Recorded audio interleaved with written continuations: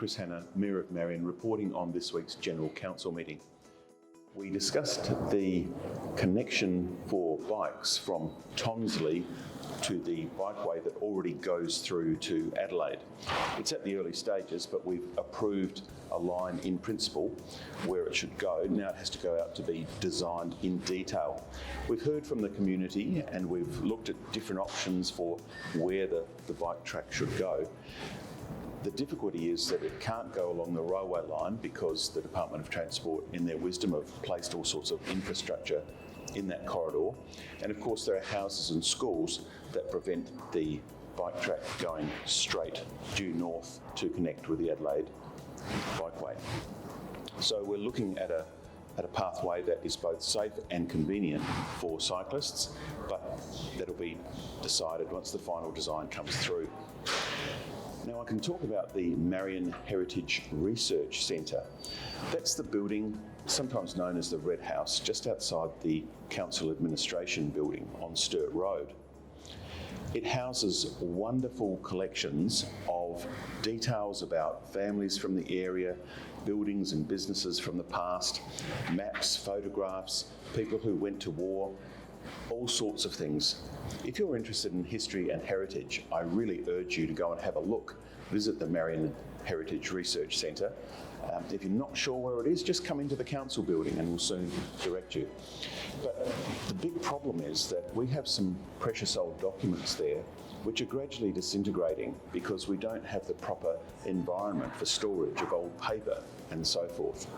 So we've been looking for some years now at how to improve that heritage centre. We initially went off to architects who came up with a grandiose design about how it could all be reconstructed, but the councillors, taking into account community sentiment, don't want to spend that much money, so we're now looking at a more minimal proposal, and that'll be costed and that'll come back to us in a few months' time.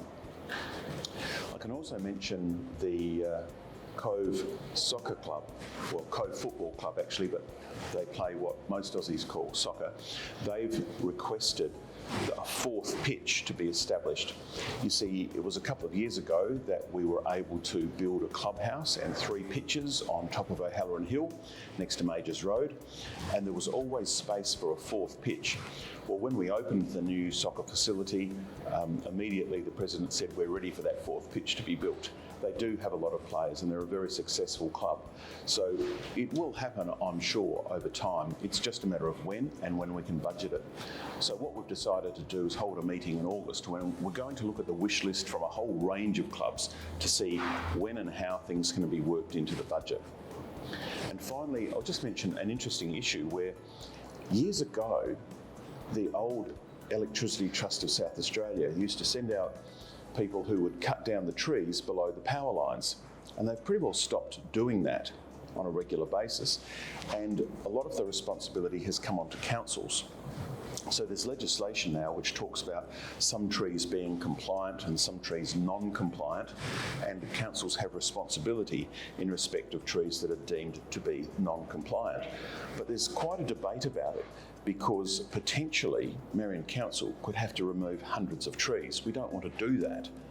So we've asked to work with the Local Government Association to see if some Adelaide-wide solution can be found, some sort of negotiated outcome, so that a fair responsibility for tree trimming can be arrived at, and we hope we don't have to lose hundreds of trees because of the power lines. That's all for now.